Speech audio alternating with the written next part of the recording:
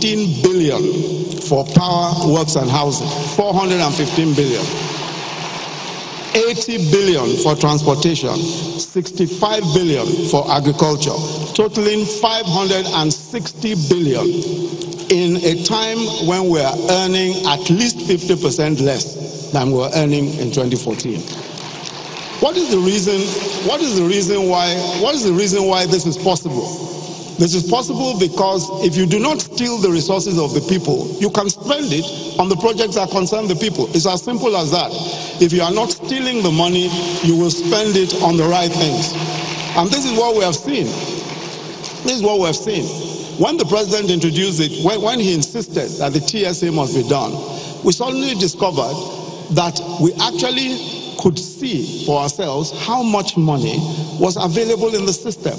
And so much money was available. We dug up the money from everywhere, and we found that this money was available. I want to say that this same government that spent 139 billion only on all of the on agri, power, works and housing, transport, etc. Between January 2015 and the elections, the sum of 100 billion in cash and $289 million, altogether about 100 billion, $289 million in cash was released and spent, shared. This sum of money was in excess of the amount of money that was spent on power, works and housing, on transport. And this is the point we're making, that there is no country in the world, and we must be careful, and we must know this, there is no country in the world that will allow its resources to be plundered in the way our own resources are plundered and expect to be economically viable. It's not possible. Nigeria is unlike any other country because of the level of corruption that was perpetrated. We must stop that corruption, and that's why we're so committed. When you fight corruption the way we are fighting corruption, corruption is going to fight back. The system will fight back. You will find the fight back is taking place everywhere. It's taking place on social media. It's taking place everywhere. But we're determined. And this is the reason when you listen to the stories of these young people, when you listen to the stories of the vulnerable, the disabled, and all of these people, these are the people for whom we are responsible. These are the people that who voted for us. We must ensure that we defend their rights. It is in defense of their rights. It is in defense of their rights. It is in the defense of the rights of these people that we will put everything out to make sure that those who have been taking the resources of this country are made to pay for it. I'll just give you one last example. $3 billion was lost to something called the Strategic Alliance Contracts in NMPC. $3 billion. The people simply took the oil and never paid back.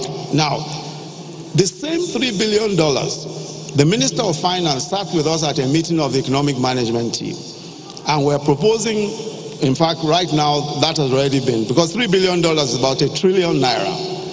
We are now proposing the following roads for the same $3 billion: Abuja Kaduna Kano Road, 2nd Niger Bridge, Enugu Port Harcourt Road, East-West Road, Shagamu Orebini Road, Kano Maiduguri Road, Abuja Lafia Akwanga Kefi Road, and Lagos Abeokuta, the old road. All for the same $3 billion. That is why the criminal looting of this country cannot be allowed to continue. And those who did it must be held to account.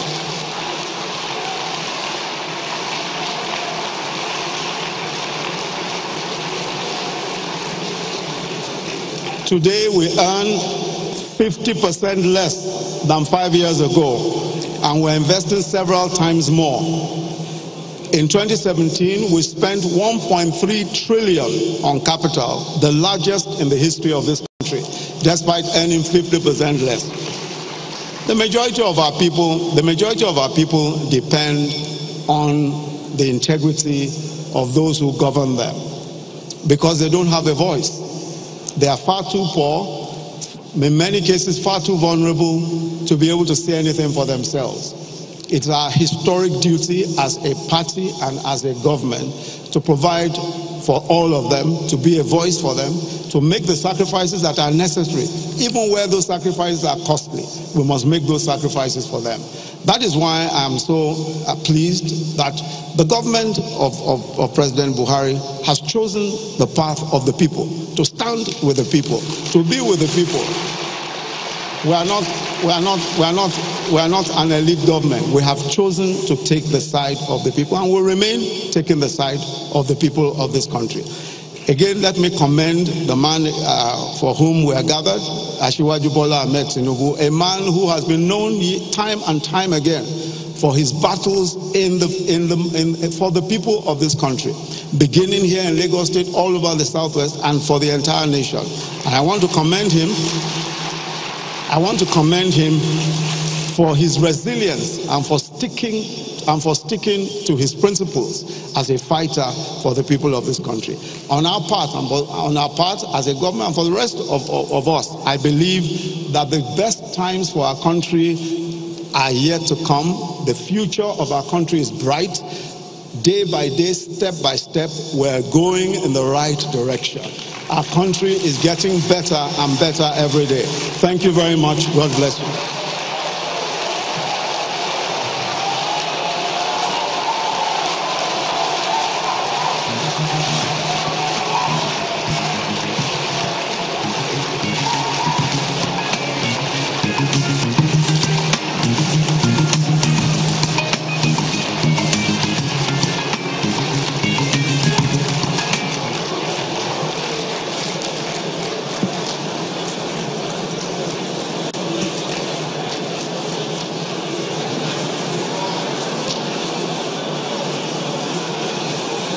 Your Excellency, Mr. President, Your Excellency, Mr. Vice President, distinguished ladies and gentlemen, may we all welcome His Excellency, Mr. President, the President of the Federal Republic of Nigeria, President Muhammadu Buhari, as he gives us the chairman's remarks.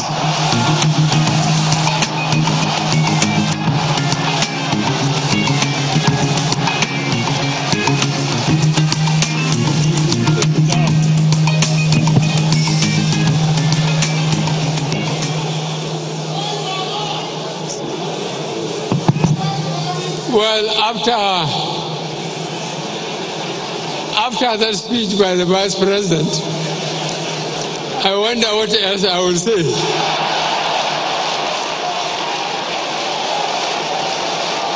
But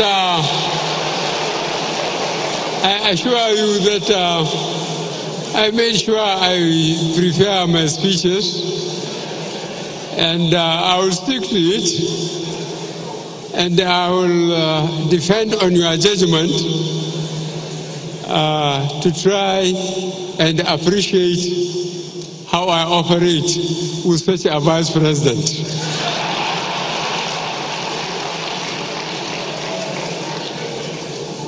Your Excellency, the Vice President and his wife, Your Excellency, the Governor of Lagos State, and his colleagues that are all here to support him, Your Excellency, members of the National Assembly, members of the Federal Executive Council, Alhaji Asiwaju Bola Ahmed Tinubu and his wife, members of Lagos State House of Assembly and the Executive Council, Chief BC Akande, our party's father,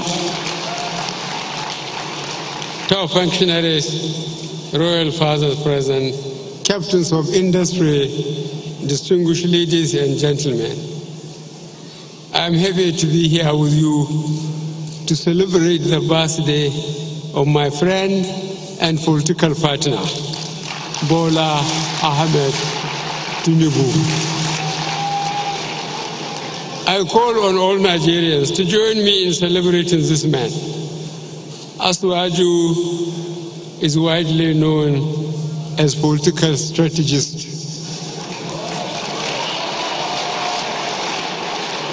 But strategy is barren unless wedded to a higher purpose than just itself. Here, Asuwaju also sets himself apart. I have come to see him as a man who cares about people and who is a fountain of ideas for economic of the common man and woman. He is a true humanitarian, and we appreciate his contributions to Nigeria's and African progress.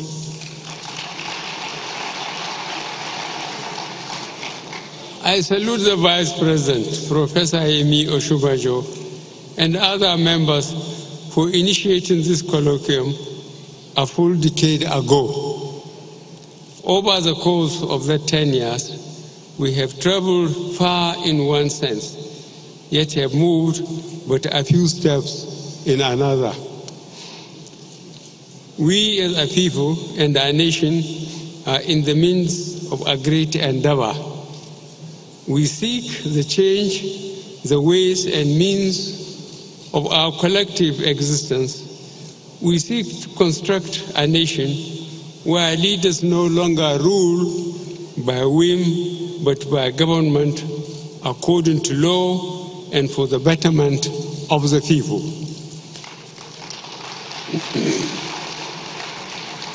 We seek to replace corruption with correctness, insecurity with safety, and poverty with prosperity. The road we tread is rough and hard in spots. The search for progress and reform has its rough patches. Many will fight you and connive to deter the march towards a better land. But that march is inevitable. There is no mortal hand that can keep us from our best destiny until that hand be our own. Thus, we invest in people, we invest in ourselves, because we are delivered by God-given faith that tomorrow can be better than today, and that good will triumph over evil.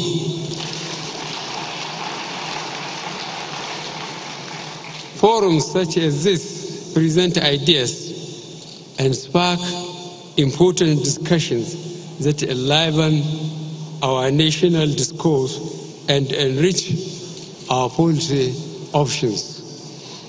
We seek to rebuild what has been wrongfully constructed and to plant a firm foundation for progress where nothing now exists. Our goal is to bring together every section of the nation and every Nigerian of every creed, every region and ethnic group in mutually beneficial, productive, social, economic, and political relationship. To accomplish our historic mission, we must invest in people. Here, I can say that the expenditures made by this government constitute investment in and for the people. We depend on the people to govern.